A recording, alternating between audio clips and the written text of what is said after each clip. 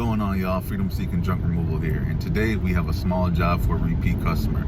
This customer, she wanted a desk that she brought at a store and she wanted us to deliver it to her house.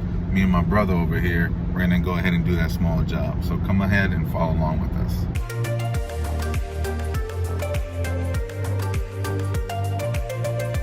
As you can see right here, this is the job.